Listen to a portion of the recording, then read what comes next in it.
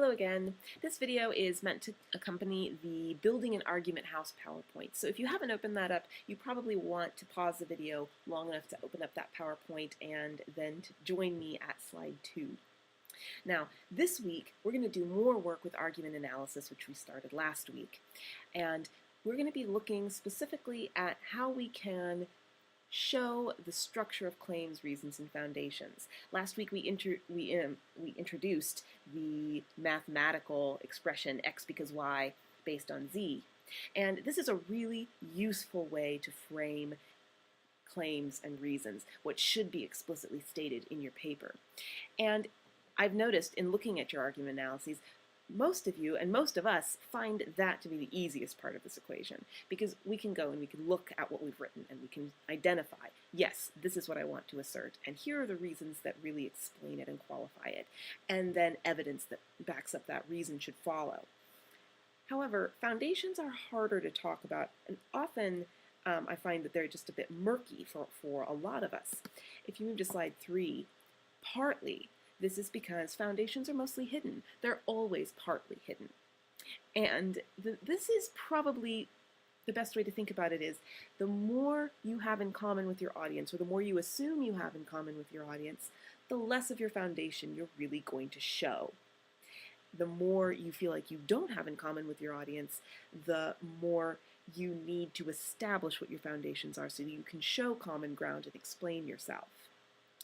Now, this can be hard to visualize. Anything we can't see can be very hard for us to visualize. And I think it might be helpful if we try to come up with some kind of visual metaphor that shows the structure of claims, reasons, and foundations. And I'm going to propose that we use the structure you find in slide 4, a house.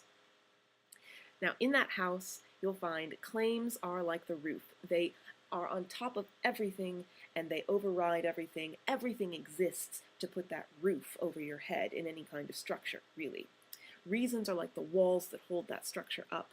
And foundations are what it all stands on, but foundations generally are mostly, if not wholly, unseen. We just assume that they're there when we're looking at that house, even though we can't see them. So I want you to work through slides 5 through 11 and then join me there at slide 11 and we'll move on to some specific examples. Pause the video until you get there. Now I like the image that we have in slide 11 because that is a common ground, that is a common structure there. Again, remember, with foundations, the more you have in common with your audience as you see your audience to be, then the less of your foundation you're really going to show, because you are already going to be immersed in the world that has produced these particular buildings, these particular structures, these arguments. And the more common ground you share with a group of people, the more arguments you can have within particular contexts. Context, remember, is everything. So I want us to actually look at a couple of the examples that we used last week in visual arguments and constructing visual arguments. In slide 12, you'll see something that should look familiar to you. It's a Mac and a PC. Now, in this visual argument, many of you guys correctly identified what slide 13 starts to say, the claims and the reasons. Macs are better than PCs because they're more aesthetically pleasing, more reliable, and they run more efficiently. There you have your claim and your reasons separated by because, a relationship word there. Foundations, though, are not quite as straightforward, and often when I look at foundations, it can begin to look like more reasons. Remember, foundations are big, and they are often unstated, and they may be things that you take for granted or find obvious, and the more obvious they seem to you, then the more you have in common with the person who wrote this argument. If you look into slide 14, I've got some examples of foundational issues. For example, you might be taking for granted that audiences will be choosing between particularly a Mac and a PC, no other options. Or that they want to have a computer at all. You are also taking for granted that efficiency is a desirable aspect for a machine to have. It is a desirable quality. It's better to have a machine that does not break down. Yes, that may seem obvious, but that's because you share that foundational belief.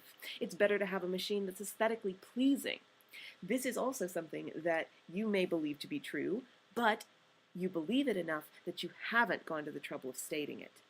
Also, there is an assumption that the audience is familiar enough with both cars and the Mac PC debate that they can interpret the images.